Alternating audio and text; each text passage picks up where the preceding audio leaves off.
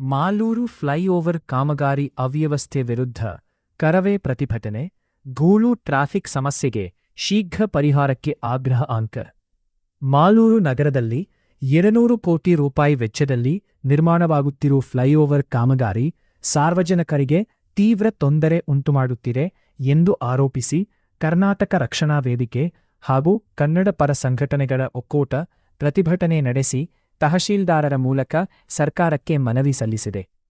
ಕಾಮಗಾರಿ ವೈಜ್ಞಾನಿಕವಾಗಿ ನಡೆಯುತ್ತಿಲ್ಲ ಎಂದು ಆರೋಪಿಸಿರುವ ಪ್ರತಿಭಟನಾಕಾರರು ಧೂಳಿನ ಮಾಲಿನ್ಯ, ಟ್ರಾಫಿಕ್ ದಟ್ಟಣೆ ಹಾಗೂ ಆರೋಗ್ಯ ಸಮಸ್ಯೆಗಳಿಗೆ ತಕ್ಷಣ ಪರಿಹಾರ ಕಲ್ಪಿಸುವಂತೆ ಆಗ್ರಹಿಸಿದ್ದಾರೆ.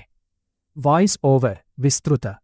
ಮಾಲೂರು ನಗರದ ಪ್ರಮುಖ ರಸ್ತೆಯಲ್ಲಿ ಸುಮಾರು 200 ಕೋಟಿ ರೂಪಾಯಿ ವೆಚ್ಚದಲ್ಲಿ ಫ್ಲೈಓವರ್ ನಿರ್ಮಾಣ ಕಾಮಗಾರಿ ನಡೆಯುತ್ತಿದ್ದು, ಕಾಮಗಾರಿ ನಿಧಾನಗತಿಯಲ್ಲಿ ಸಾಗುತ್ತಿರುವುದರಿಂದ ಸಾರ್ವಜನಿಕರು ಪ್ರತಿದಿನ ಸಂಕಷ್ಟ ಅನುಭವಿಸುತ್ತಿದ್ದಾರೆ ಎಂದು ಕರ್ನಾಟಕ ರಕ್ಷಣಾ ವೇದಿಕೆ ಹಾಗೂ ಕನ್ನಡ ಪರ ಸಂಘಟನೆಗಳ ಒಕ್ಕೂಟ ಆರೋಪಿಸಿದೆ.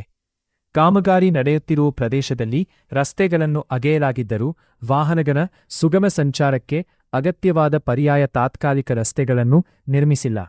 ಇದರಿಂದ ಕಿರಿದಾದ ರಸ್ತೆಗಳಲ್ಲೇ ಸಾವಿರಾರು ವಾಹನಗಳು ಸಂಚರಿಸಬೇಕಾದ ಪರಿಸ್ಥಿತಿ ನಿರ್ಮಾಣವಾಗಿ ಬೆಳಗ್ಗೆ ಮತ್ತು ಸಂಜೆ ವೇಳೆಯಲ್ಲಿ ಭಾರೀ ಟ್ರಾಫಿಕ್ ದಟ್ಟಣೆ ಉಂಟಾಗುತ್ತಿದೆ. ವಿದ್ಯಾರ್ಥಿಗಳು, ಉದ್ಯೋಗಸ್ಥರು, ವ್ಯಾಪಾರಿಗಳು ಹಾಗೂ ತುರ್ತು ಸೇವೆಗಳ ವಾಹನಗಳಿಗೂ ಸಂಚಾರ ಕಷ್ಟಕರವಾಗಿದೆ ಎಂದು ಮನವಿಯಲ್ಲಿ ಉಲ್ಲೇಖಿಸಲಾಗಿದೆ. ಕಾಮಗಾರಿ ಸ್ಥಳದಲ್ಲಿ ಧೂಳು ನಿಯಂತ್ರಣಕ್ಕೆ ಸೂಕ್ತ ಕ್ರಮ ಕೈಗೊಳ್ಳ ಕಾರಣ ಧೂಳು ಮುಗಿಲೆ ತತ್ತರಕ್ಕೆ ಹಾರುತ್ತಿದ್ದು, ದ್ವಿಚಕ್ರ ವಾಹನ ಸವಾರರು, ಪಾದಚಾರಿಗಳು ಮತ್ತು ರಸ್ತೆ ಬದಿಯ ವ್ಯಾಪಾರಸ್ಥರು ನಿತ್ಯ ಸಮಸ್ಯೆ ಎದುರಿಸುತ್ತಿದ್ದಾರೆ. ಧೂಳಿನ ಪರಿಣಾಮವಾಗಿ ಉಸಿರಾಟದ ತೊಂದರೆ, ಗಂಟಲು ನೋವು, ಕಣ್ಣಿನ ಉರಿ, ಅಲರ್ಜಿ ಸೇರಿದಂತೆ ಹಲವು ಆರೋಗ್ಯ ಸಮಸ್ಯೆಗಳು ಹೆಚ್ಚಾಗಿದ್ದು, ಕೆಲವರು ಆಸ್ಪತ್ರೆಗೆ ಚಿಕಿತ್ಸೆ ಪಡೆಯುವ ಪರಿಸ್ಥಿತಿ ಎದುರಾಗಿದೆ ಎಂದು ಸಂಘಟನೆ ಆರೋಪಿಸಿದೆ. ಪ್ರತಿಭಟನಾಕಾರರು ಕಾಮಗಾರಿ ನಡೆಯುತ್ತಿರುವ ರಸ್ತೆಗಳನ್ನು ತಕ್ಷಣ ಅಗಲೀಕರಣ ಮಾಡಬೇಕು, ಪರ್ಯಾಯ ತಾತ್ಕಾಲಿಕ ರಸ್ತೆಗಳನ್ನು ನಿರ್ಮಿಸಬೇಕು, ಪ್ರತಿದಿನ ನೀರು ಸಿಂಪಡಿಸಿ ಧೂಳು ನಿಯಂತ್ರಿಸಬೇಕು, ಕಾಮಗಾರಿಯನ್ನು ವೇಗಗೊಳಿಸಿ ನಿಗದಿತ ಅವಧಿಯೊಳಗೆ ಪೂರ್ಣಗೊಳಿಸಬೇಕು ಹಾಗೂ ಸಾರ್ವಜನಿಕರ ಸುರಕ್ಷತೆಗೆ ಅಗತ್ಯ ಮುನ್ನೆಚ್ಚರಿಕಾ ಕ್ರಮಗಳನ್ನು ಕೈಗೊಳ್ಳಬೇಕು ಎಂದು ಆಗ್ರಹಿಸಿದರು. ನಂತರ ಕರ್ನಾಟಕ ರಕ್ಷಣಾ ವೇದಿಕೆ ಮಾಲೂರು ತಾಲ್ಲೂಕು ಅಧ್ಯಕ್ಷ ಎಂಎಸ್ಎಸ್ ಶ್ರೀನಿವಾಸ್ ಅವರ ನೇತೃತ್ವದಲ್ಲಿ ತಹಶೀಲ್ದಾರರ ಮೂಲಕ ಸಂಬಂಧಪಟ್ಟ ಅಧಿಕಾರಿಗಳಿಗೆ ಮನವಿ ಸಲ್ಲಿಸಲಾಯಿತು.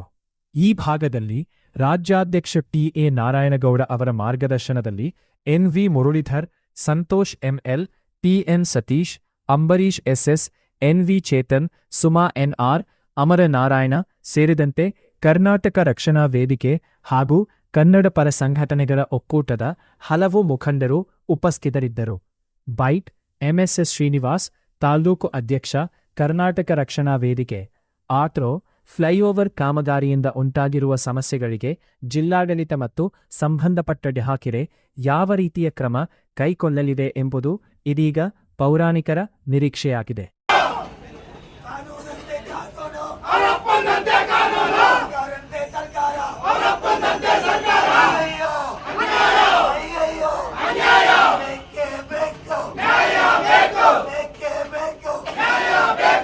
ಕರ್ನಾಟಕ ರಕ್ಷಣಾ ವೇದಿಕೆ ಹೋರಾಟಕ್ಕೆ, ಸಮರಸಿಂಹ ಟಿಎ ನಾರಾಯಣಗೌಡರ ಹೋರಾಟಕ್ಕೆ, ಕನ್ನಡದ ಭೀಷ್ಮ ಟಿಎ ನಾರಾಯಣಗೌಡರ ಹೋರಾಟಕ್ಕೆ, ಮಾಲೂರು ತಾಲೂಕಿನ ಜನತೆಯ ಪರ ಹೋರಾಟಕ್ಕೆ, ತಾಲೂಕು ಅಧ್ಯಕ್ಷರಾದ ಎಂಎಸ್ ಶ್ರೀನಿವಾಸ್ ಅವರ ಪರ ಹೋರಾಟಕ್ಕೆ, ಕನ್ನಡ ಕನ್ನಡ ಸ್ನೇಹಕ್ಕೂ ಬದ್ಧ, ಸ್ನೇಹಕ್ಕೂ ಬದ್ಧ.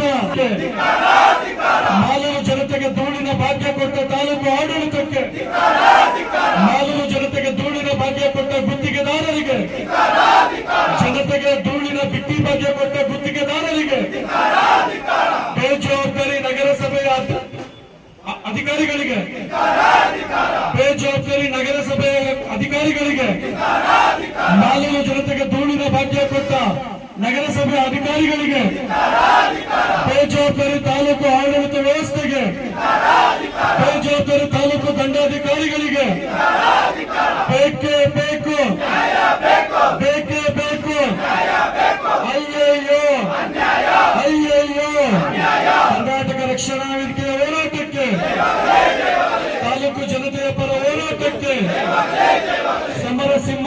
ನಾರಾಯಣಗೌಡರ ಹೋರಾಟಕ್ಕೆ, ಶ್ರೀನಿವಾಸ್ ಅವರ ಹೋರಾಟಕ್ಕೆ, ಮಾಲೂರು ಜನತೆಗೆ ಧೂಳಿನ ಭಾಗ್ಯ ಕೊಟ್ಟ ತಾಲೂಕು ಅಧಿಕಾರಿಗಳಿಗೆ, ಧೂಳಿನ ಭಾಗ್ಯ ಕೊಟ್ಟ ತಾಲೂಕು ಅಧಿಕಾರಿಗಳಿಗೆ, ಧೂಳಿನ ಭಾಗ್ಯ ಕೊಟ್ಟ ನಗರಸಭೆಯ ಅಧಿಕಾರಿಗಳಿಗೆ ಅಯ್ಯಯ್ಯೋ ಅಯ್ಯಯ್ಯೋ.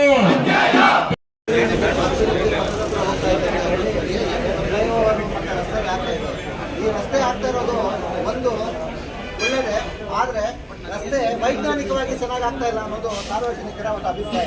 ಏನು ರಸ್ತೆ ಅಗಲೀಕರಣ ಆಗ್ತೀರಾ, ಈ ಚಿಕ್ಕ ಕಣಿವೆ ಬಹಳ ಚಿಕ್ಕ ರಸ್ತೆಗಳಲ್ಲಿ ದೊಡ್ಡ ದೊಡ್ಡ ವೆಹಿಕಲ್ಸು ದಿನಕ್ಕೆ 80,000 ವೆಹಿಕಲ್ಸ್ ಹೋಗೋದು ಬರೋದು ಸಾರ್ವಜನಿಕರಿಗೆ ತುಂಬ ತೊಂದರೆ ಆಗ್ತದೆ.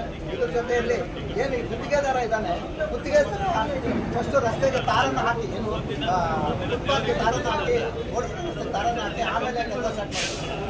ಒಂದು ದಿನಕ್ಕೆ ಒಬ್ಬ ಮನುಷ್ಯನ ಮೇಲೆ ಒಂದು kg, ಒಂದು 4 kg ದೂರಾದ್ರೂ ಸೇವಿಸುವಂಥ ಪರಿಸ್ಥಿತಿ ಇವತ್ತು ಎಲ್ಲ ಜನಕ್ಕೂ ಬಂದಿದೆ. ಆಟೋ ಡ್ರೈವರ್ಸ್ ಇರ್ತಾರೆ, ವಿದ್ಯಾರ್ಥಿಗಳು, ಸಾವಿರಾರು ಜನ ವಿದ್ಯಾರ್ಥಿಗಳು ಓಡಾಡ್ತಾರೆ, ಚಿಕ್ಕ ಮಕ್ಕಳು ಓಡಾಡ್ತಾರೆ. ಅವರ ಆರೋಗ್ಯದ ಪರಿಸ್ಥಿತಿ ಏನಾಗಬೇಕು ಅನ್ನೋದು ಅರ್ಥನೇ ಆಗ್ತಾ ಇಲ್ಲ. ನಾವು 2-3 ಸರಿ ಹೇಳಿದೀವಿ ಕೂಡ, ಹೋರಾಟ ಮಾಡ್ತಿದ್ವಿ. ಇವತ್ತು ಏನು ಪ್ರತಿ ಕಲಿಸಲ್ಲ ಅನ್ನೋದು ಇವತ್ತೇನೋ ತಿಳಿಸ್ತಾ ಇದೆ. ಹೋರಾಟ ಮುಖಾಂತರ ನೀವು ನ್ಯಾಯ ಪಡ್ಕೋಬೇಕು ಅಂತ ಏನು ಸ್ವತಂತ್ರ ಹೋರಾಟ ಮಾಡೋಕ್ಕೆ ನಾವು ಮಾಡಬೇಕಾದ ಪರಿಸ್ಥಿತಿ ಇವತ್ತು ಬಂದಿದೆ.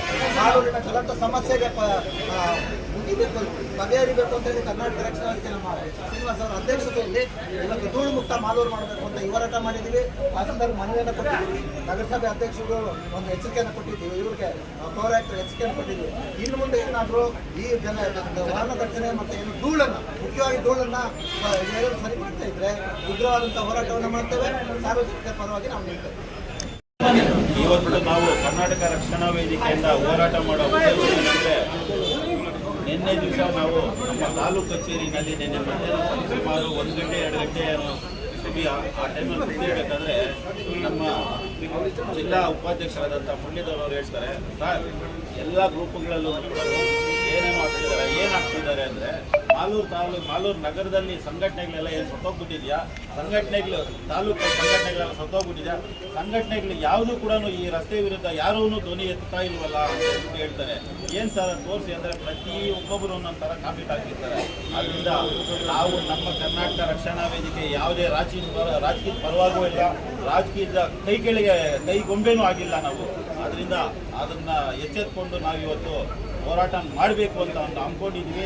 ಈಗಾಗಲೇ ಏನು ಒಂದು ಮಾಲೂರು ನಗರದಲ್ಲಿ ಮೇಲ್ಸೇತುವೆ ಈ ಭಾಗದಲ್ಲಿ ನಡೀತಾ ಇದೆ, ಆ ಮೇಲ್ಸೇತುವೆ ಏನು ಮೇಲ್ಸೇತುವೆ ಮಾಡ್ತಕ್ಕಂಥ ಗುತ್ತಿಗೆದಾರ ಏನಿದ್ದಾನೆ ಅವನೊಂದು ಕಳಪೆ ಕೆಲಸದಿಂದ ಇವತ್ತು ಪ್ರತಿನಿತ್ಯ ವಾಹನ ಸವಾರರು ಮತ್ತು ಧೂಳಿನಿಂದ ಇದು ಯಾವುದೋ ಒಂದು ಗ್ರೂಪ್ ಇದೆ, ಮಾಲೂರಲ್ಲ ಇದು ಧೂಳೂರು ಅಂತ ಹೇಳ್ಬಿಟ್ಟು, ಇದು ನಿಜಾನೇ, ಇದು ಮಾಲೂರಲ್ಲ ಧೂಳೂರು ಆಗೋಗ್ಬಿಟ್ಟಿದೆ.